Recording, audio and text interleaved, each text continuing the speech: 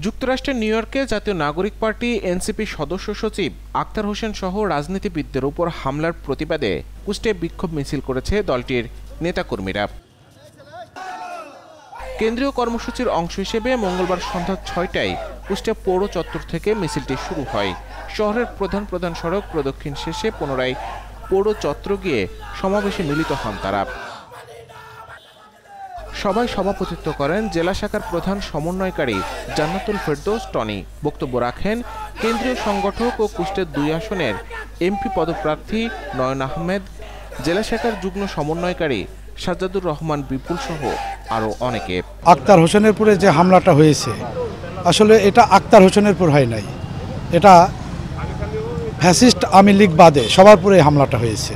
কারণ ২৪-এর যে আন্দোলনটা হয়েছে, এই আন্দোলনে শুধু ফ্যাসিস্ট বাদে সবাই আমরা আন্দোলনে শরিক হয়েছিলাম এবং আমরা এই দেশকে স্বাধীনতা করেছি। নতুন করে আবার স্বাধীনতায় রূপ দেওয়ার জন্যে আবার যদি আমাদের মাঠে নামতে হয়, আমরা এনসিপি সহ সারা বাংলার প্রত্যেকটা ঘরে ঘরে মানুষ আসবে এবং আমরা একসাথে নামব। অতএব আওয়ামী লীগ যত চেষ্টাই করুক না কেন, নতুন করে কোনো খেলা তাদের অবশ্যই এই বাংলার মাটিতে আর সাকসেসফুল হবে না। আওয়ামী লীগ তো একটা সন্ত্রাসী দল, এটা আমরা প্রথম থেকেই বলছি। তারা নিজেরা এর আগেও যে সন্ত্রাসী কার্যক্রমগুলো তাদের ক্ষমতায় থাকাকালীন সময় হয়েছে, তারাই এই কর্মকাণ্ডগুলো সংগঠিত করতো, কিন্তু জঙ্গি নাটক করে এইগুলা অন্য দলগুলোর উপর দায়ভার চাপাতো।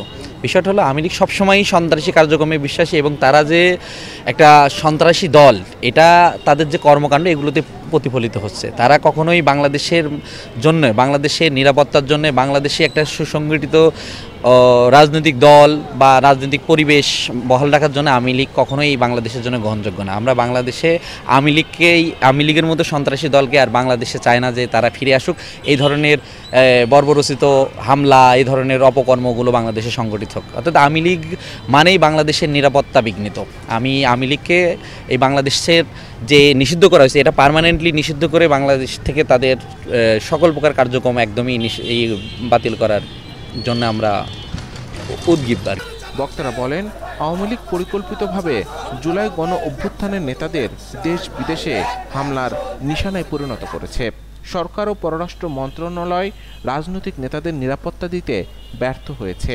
আওয়ামী লীগের মূল টার্গেট তো এনসিপি, যারা আন্দোলন করছিলাম আওয়ামী লীগকে বিতাড়িত করছে, তাদের তো আসলে এই ইউনূস সরকার বা বিএনপি বা জামাত বা অন্য কোনো দলের উপর টার্গেট না, মেইন টার্গেট হলো এনসিপি। কারণ আমাদের নেতৃত্বেই এই আন্দোলন সংগঠিত হয়েছে এবং আমাদের কারণেই তাকে শেখ হাসিনা এই ফ্যাসিস্ট সরকার এই সন্ত্রাসী সংগঠনকে বাংলাদেশ থেকে বিতাড়িত হয়েছে। এটা তো মূল টার্গেট আমাদের উপর। আমাদেরকে তারা যে কোনো ওয়েতে, যে কোনোভাবে হোক আমাদেরকে শেষ করে দেওয়ার জন্য তারা প্ল্যান করতেছে। কিন্তু আমরা এত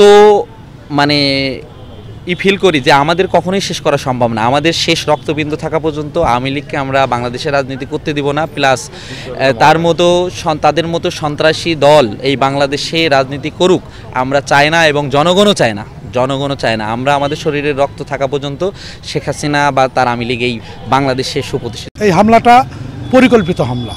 আওয়ামী লীগ তো এনসিপিকে ধ্বংস করতে চাই। আওয়ামী লীগের এখন মূল প্রতিপক্ষ দল হিসাবে আমরা এনসিপি আছে, কিন্তু এনসিপির সাথে যে সারা বাংলাদেশের মানুষ আছে এইটা আওয়ামী লীগ এখনও বুঝতে পারে নাই। তা আওয়ামী লীগের সমস্ত ষড়যন্ত্র আমরা অবশ্যই মোকাবেলা করব এবং মোকাবেলা করার জন্য আমরা প্রস্তুত। ইনশাল্লাহ রাজপথে আমরা থাকব। নেতারা অভিযোগ করেন, প্রশাসনের একটি অংশ এসব হামলায় মদদ দিচ্ছেন। তারা অবিলম্বে হামলার ঘটনায় সুষ্ঠু তদন্ত ও নিরাপত্তা নিশ্চিত করার দাবি জানান।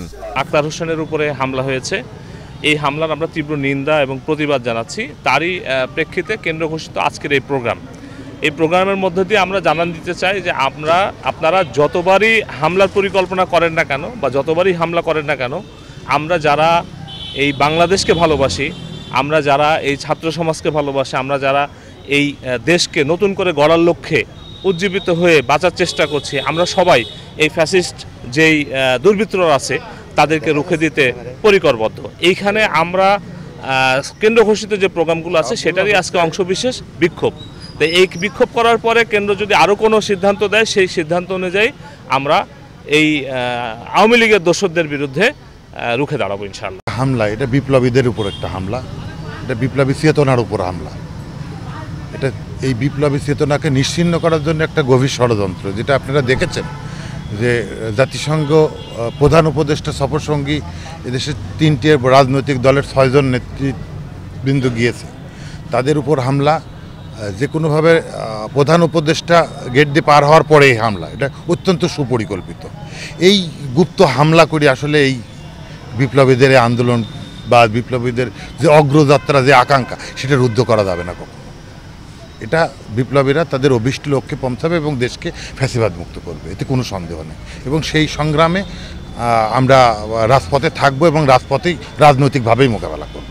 নিউ ইয়র্কের ঘটনায় সারা দেশে এনসিপির কর্মসূচির অংশ হিসেবে কুষ্টিয়াতেও এই প্রতিবাদ জানালো স্থানীয় নেতাকর্মীরা।